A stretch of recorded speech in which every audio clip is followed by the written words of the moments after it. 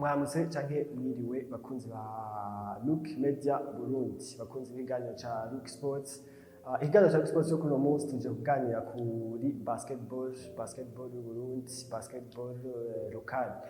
Kw'igenekerezo ya 14 Kigarama umwaka wa 2024, ishirahamwe ry'umupira w'amaboko basketball FEBABU byaratunganije inama ya bose Assemblée Générale ya FEBABU kugira ngo barabe ibyakozwe bevariwe ibyakozwe mu mwaka wa 2024. Inyuma y'iyo nama Claver Hakimana asanzwe arongoye FEBABU yihaye amanota 90%, yahaye FEBABU amanota 90% mu byaranguwe na FEBABU mu mwaka wa 2024. Nibaza ko abakunzi ba basketball, abantu bafashe akanya ko kwikirana muri rusange Vitaro Basketball League umwaka wa 2024, nibaza ko ayo manota nuwo yaharira ko niyo yaharira ko cyane n'amanota ubona ko basketball Burundi irakwiye ayo manota mu mwaka dufatiye ko kuva muri 0 gushika muri Kigarama mu mwaka wa 2024. Basketball Burundi naza ko yagiye ku rugero runini, urugero kandi rushimishije mu bitandukanye byose. Twovuga nko bijanye n'abakunzi ba basketball bitabira ari benshi cyane kuri terrain département.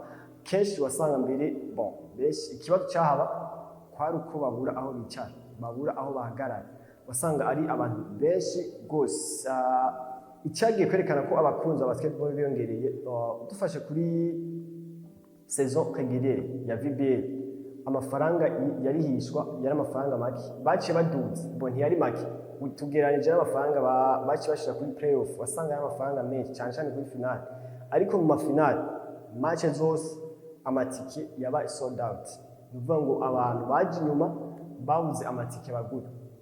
Ku rukino rwa nyuma, urukino rw'indwi, abantu baje match isigaje nka 20 minutes cyangwa 30 minutes bw'itangura basanze amatike yaheze. Ubona ko ku ruhande rw'abafana baza kuri basketball babaye benshi cyane. Twavuga ko byatumwe n'iki, byatumwe abakinyi benshi baje bava hanze. Twaje kuba tubona abakinyi twara turaba ku ma ecran cyangwa tukabara ama highlights mu migwi yindi ahandi, usanga abakinyi turiko turana kuri departement. Twarabonye abakinyi baje kuba bakina NBA Summer League, Maktarge mu mugwa wa Atlanta Hawks, twabonye Sam Kerochere mu mugwa wa New York Knights. Abo twaje kwa tubona kuri departement. Twabonye Janja Kwasi muri Rio de la Teranga, equipe nationale ya Senegal, AS Douane muri equipe yo muri Senegal nyene, n'abandi benshi cyane. Nyaza ko ni yabaye umwaka mwiza muri basketball. Ntawo kwibagira, nibaza ko duel y'umugwa Dinamo n'Urunani muri kugira ngo barwanire gutwara VBL no mwaka yaje kwitakwa n'umugwa Urunani. Ntawo kwibagira kandi ntawo kengera duel y'umugwa Tigers BBC ndetse n'umugwa wa Rezipo kugira ngo zishobore kwintegra top 4. Nibaza ko ni yabaye amaduel meza cyane. Twaje ko tubona abakinyi benshi twari tuzi ngo ntibazoronka umwanya, tubona ko n'abakinyi baje gukorana ingufu baronka umwanya. Ibyo nibaza ko VBL muri rusange yaje kuba ihiganwa rimeze neza, ihiganwa riteguye neza. Mu mwaka wa 2024 utunenge ntitubuze, ikibuga ni cyakindi nyene. Muri iyo nama nyene muri ya bose yo kwigerezo ya 14 Kigarama, witwa Claver Hakimana arongoye FEBABU yabajijwe ku kibazo kijanye n'ikibuga gishasha, mbega tuzoronka ikibuga gishasha ryari. Yaje kuvuga ati sinobabwira ngo ni mu kwezi kumwe, ni mu mwaka kumwe, ni mu myaka 5, sino precisa neza. Ubona ko ikijanye n'ikibuga abakunzi ba basketball y'u Burundi dukomeze kwihangana ko novuga. Basketball agiye ku rugero mpuzamakungu. Umugwa Rezipo, umugwa Remesha Pito waje kuba utahukana igikombe ca EABCC ku mugabane wa Afrika muri zone 5. Ubona ko ni iteka rikomeye cy'u Burundi. Umugwa Urunani gushika n'uwo munsi uracarindiye wait card kugira ngo ushobore kuzokina BAL saison 5. Giben Jimbere yaje kuba aba MVP mihiganwa rya Tanzania, ryo muri Tanzania, ari kumwe n'umugwa wa Dar City. Ubona ko ivyo byose ni ibendera ry'igihugu cy'u Burundi ryaguye riduga amakungu. Ikiganiro ca Look Sports cy'uno munsi tuzakuganira kuri CJM. Nikijaje ko kivugwa muri iyo nama nyine muri Kigarama, baje kuba bagabanya abanyamahanga baje kwitabira bazoza gukina muri VBL. Ubu umugwi wose wemerewe abanyamahanga batarenga batanu ku bakinyi 12 bazoba bari kuri Fredomark n'abakinyi batanu gusa b'abanyamahanga. Abakinyi batatu mu bakinyi batanu bazoba bari mu kibuga. Urabona ko ni ibitigiri bito cyane tugereranije no mu mwaka wa 2024. Iyo ngingo ni ingingo yaje kwivuga ko ugutandukanye n'abantu. Bamwe bakavuga ati iyi ngingo ntiyari bwagere kwifatwa, iyi niveau ya basketball yacu izoca isubira inyuma, yatejwe imbere n'abayitanje baje. Abandi bakavuga ati ibi bizotuma abakinyi bacu b'abarundi baronka novuga ngo umwanya ukwiye wo kwiyerekana, bize kuba bifasha gutegura equipe nationale muri kazoza. Ni ikintu twaje kwa tuganira turi kumwe n'abatumire babiri bavuga ngo n'abatumire babiri badasanzwe, bamwe mu acteurs bakomeye muri basketball mu Burundi, n'aba entraîneurs babiri basanzwe bamenyereza imigwi ibiri muri VBL. Ni uwitwa Josue Ndimugakiza asanzwe amenyereza umugwi wa Tigers BBC, ndetse n'uwitwa Arsene Furanzima asanzwe amenyereza umugwi wa Gymkhana. Benshi baramuzi amenyereza umugwi wa Gladiators mu bakobwa, kandi uno munsi niwe ariko aramenyereza umugwi serukiragihugu w'abigeme uzoja gukina Afrocan mu gihugu ca Egypt mu kwezi kwa kabiri. Urumva ko muri basketball y'u Burundi ni umuntu akomeye. Nibo tuza kuba tuganira ko bino bibazo, kino kibazo kijanye mbega ni gute iyi ngingo ya basketball izoza gushira he urugero rwa basketball y'u Burundi. Ariko imbere ko tuganira neza kuri ico kibazo, twashaka kubaza Arsene Furanzima. Twavuze ko numenyereza mu Gymkhana, ariko mu kwezi kwa Kigarama twaje ko tubona Arsene Furanzima muri delegation y'umugwi wa Rezipo wagiye muri EABCC mu gihugu ca Kenya. Eske Arsene Furanzima twoba tuzobona Arsene Furanzima mu mugwi wa Gymkhana muri no mwaka, canke ni Arsene Furanzima tuzobona umugwi wa Rezipo nko twabonye muri EABCC?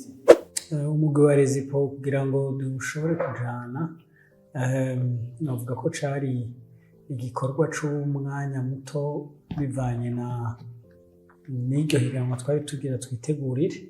Bari basavye ko tugafatikanya mu gutegura uwo mugwi kugira ngo uzoshobore kuja guserukira igihugu. Rero niko nari nitabiriye, ariko ubundi bwo kontra yanje yaheze birya higanwa turisozereye. Tukivuga EABCC nyene turi kumwe na Josue Ndimugakiza amaze kwivuga umumenyereza w'umugwi wa Tigers BBC. Uko byari bitunganijwe ubwa mbere muri EABCC hari gusohoka umugwi wa kabiri ndetse n'umugwi wa gatatu muri VBL. Nuvuga umugwi wa kabiri wari umugwi wa Dinamo. Umugwi wa Dinamo waramenyesheje ko utazokwitabira rino higanwa. Umugwi wa gatatu waremesha woyo yarashoboye kwitabira. Umugwi wa kane wari gushigenda wari umugwi wa Tigers BBC, ariko twaje kubona Tigers BBC yitabira EABCC ntiyashoboye kugenda muri Nairobi. Eske Josue Ndimugakiza byo byavuye kuki kugira ngo umugwi wanyu wa Tigers BBC ntiwitabire iryo higanwa? Bivana na organisation interne y'umugwi. Hari integuro umuntu aba yateguye sezo yose, hariho budget uba waravose, hariho ambition, hariho ama objectif waragize. Rero tumaze gushika ikibanza cya gatatu cya qualificatif, nibaza ko abakinyi twabaribeye turabarekura. Umva mu mwanya muto nk'ujya Dinamo maze kubiheba kandi ntigeze bigira officiel, byari ibintu bivugwa entre le president kuca utegura umugwi gihutihuti, urondera uburyo gihutihuti, uzane hirya no hino, byari ibintu gutwara uburyo bwinshi. Twaprefeye nk'umugwi wa Tigers, president prefeye uvuga ati sinogenda, reka ntegure umwaka ukurikira, ko bitwara uburyo bwinshi bisaba n'umwanya mwinshi. Tuvuge neza ku idonido rya yasije yacu twaje ko tuvugana. Duhere umugwi wa Tigers tubaze coach Josue. Mbega ino ngingo mubona ije muri VBL hageze canke yararenganye gufatwa? Ariko twibuka ko umugwi wa Tigers ni umugwi wakinye VBL umwaka wa 2024 kuri Fredomark ya umugwi wa Tigers hama hariko abarundi benshi ntibarenga batatu, uwitwa Chichi, uwitwa Beni n'uwitwa Janti. Eske uno musi ubona ko umugwi wa Tigers wanyu bizorohera kuronka abandi barundi bazoza muri kuza muri effectif yayo. Mbega ntibibaza ko ino ngingo yoba izoza gufata cyane umugwanyi wa Tigers? Nibaza ko ari ikibazo kigoye kwishura kandi wanashaka coroshe, gifise impande zibiri. Uruhande rwa mbere novuga eske aba étranger hari cyo bari bafashije muri basket y'u Burundi no kwishura ego aba étranger hariho impambamyi zazibira abakinyi bacu b'abarundi kuduga. Ego hari impambamyi ntangwere kuri visibility. Nibaza ko aba étranger baratanga visibility kuri championnat yacu y'u Burundi, irahurumbirwa n'abantu benshi, karaba n'abantu benshi bivaye n'abastade batwo turatira ngaha mu Burundi. Cya kabiri kuri avantage nuko aba étranger bahari, spectacle iraryoha, basket iraryoha, federation iraharonkera uburyo, amahosete arinjira, ariko nibaza ko abaperezida naho bahombera. Imigwi nk'itanu yose yarashizemo uburyo burenze bw'aba étranger, ari umwe asohoka, kabiri nta kintu gikomeye yaronse. Uriko uraraba rero uburyo bashiramwo ni bwinshi cyane, bagiye bakinyi barazinvye cyane. Hamakote y'abakinyi nawe y'abarundi ntidusubira kuronka abarundi bagaragara. Jenzanya aba étranger 5 canke 8 sifata umwana wo ngaho aciga basket ngo ndamuha umwanya mfise umuntu ndi $1,000 canke $800. President yamurihiye indege avuga ati namurihiye indege ugira kine kubera iki? Ivyo bintu biratuma abana bacu b'abarundi bataronka umwanya rotandoje ikwiye kugira. Hama ivyo rece bifatanya no kutaronka equipe nationale. Pisi umwana championnat atigeze aronka umwanya rotandoje ikwiye gukina ntiyakimira ijya experience mu gukina ama championnat. Equipe nationale nisubira kubonekana ko nta bana bagaragaye. Hama vyose bigaca bigaruka, ingaruka mbi zigaruka kuri equipe nationale y'u Burundi, ariko federation kamenga yinjije, ariko igihugu cyahombye abana. Hama kote yindi nayo nibagiye nuko abana barakimira experience, gukina na Mayo, gukina na Peri, umenga ari umustyle muko murakina arakubooster, aragushikara ku yindi niveau. Ariko ça demande yuko uba wiyumvira vy'ukuri. Hari uwo aduza Peri cyangwa yamaye akaduza, hari n'uwo amanura avuga ati jewe sizofa ndamushikiriye. Kocha zo kwa makini ishuki ugasanga hari uvuga ati reka niyaranje ngere ku rugezo Peri, ariko nundi avuga ati hapi ibintu vyo fa bikunze, ugasanga umwana aranahevye cyangwa ati naho noza kocha ntazonkinisha. Umva vyose birafisemwo avantage na inconvénient. Mu mugwaje mukana coach Arsene Furanzima, umugwaje mukana muri sazi heze naza ko nta mu étranger ya bo barakinishije, nimba baramukirije naho ni nkumwe gusa. Ushaka kutubwira mu mugwaje mukana ino ngingo nk'umu coach mu yakiriye byinshi mugenzanje yamaze kubivuga, ariko kandi sinza kubigarukako. Muga kuri jewe kubganje kubindaba nuko ingingo yo kugabanya igitigiri c'aba étranger c'abanyamahanga bakina muri championnat y'u Burundi cyari kibi, kuko championnat y'u Burundi bwa mbere nibaza ko abambere yari kwiriye gufasha abarundi nyene, abakinyi b'abarundi babaye formé localement, bakaba nibo bakura inyungu muri iryo terambere rya basketball. Rero ico kuvuga ko bari mita si kibi, ni ikintu ciza. Muganka cangaruka nkasubira inyuma gato nkavuga nti jewe ari jewe yaba ari je byavako nari gufata umwanya kugira ngo turonke abagombora aba ba étranger benshi bariko baragira, kuko ubu les équipes twadugije assemblée générale heruka baruka kuvota yuko ama équipe azoduga akaba 12 mu gihe yarasanzwe ari mwakira ama équipe 8. Hanyuma aba étranger nabo bakagabanuka. Bisigura yuko abarundi bakina bategezwa kuba benshi cyane. Rero nababandi bahora bava muri za equipe zimwe zitashobora kwikarifya bakaza ku renforce izindi, ubu imigwi yabo nayo ciba un peu protectionniste, ndakivuga gute ciye ishaka kubiyegereza gusomba ko nayo igiye mu bahiganirwa igikombe gikuru. Rero urumva usanga abarundi atari benshi cyane gose. Nkaca mvuga nti none abarundi bagiye gukina barahari, baragize mugabo eske ntituzava dusanga twakorotse nivu gatoyi atari kanini cyane gose, kubera yuko ari ibibanza vyari occupé n'abantu, mugabo mu buryo bihindutse mu buryo bunyarutse cyane, butumye ata mwanya uhari wo kwitegurira iryo hinduka, kuko haraciye imyaka ingahe division B canke ico no kwita ama division inférieure y'abana bakiri bato zitariko zirakinwa neza.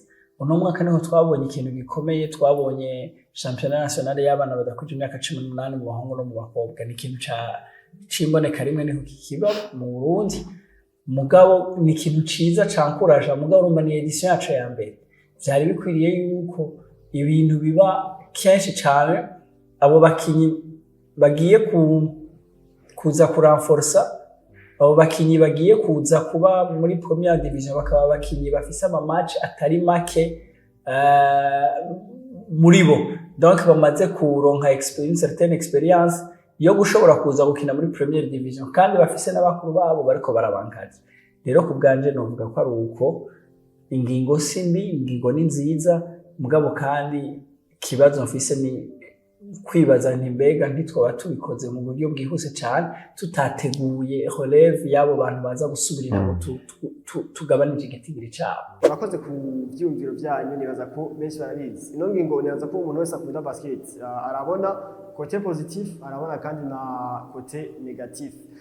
Ino ngingo mbiri fatwe nibaza ko ikintu cya mbere bashira imbere ko ari ugutegura equipe nationale, guha umwanya abakinyi b'abarundi kugira ngo bashobore gutegura equipe nationale. Akabazo kanyuma kuri coach Josue na coach Arsene nakabazo ntikajanye n'ino ngingo, ariko akabazo kanyuma shikanda kubaza, mwarakurikiranye cyane kandi mwarakurikiranye hafi ihiganwa rya VBL umwaka wa 2024. Nk'ubu uwoza akakubaza ati coach Josue utugirire abakinyi batanu woshobora gutanguza muri equipe nationale dufatiye kuri performance z'umwaka wa 2024, nk'umucoach yakurikiranye ihiganwa, abakinyi wodutorera batanu wotangura muri equipe nationale n'abana. Uvuze ikintu cya niveau je numva no chorienta kuri spectacle izogabanuka, ariko ni vizoduga y'abarundi. Ndayivuga mu buryo mu mico ibiri. Spectacle nuko abantu bakunda amazina, bakunda ujya mupira w'abantu basanzwe bakina muri bar.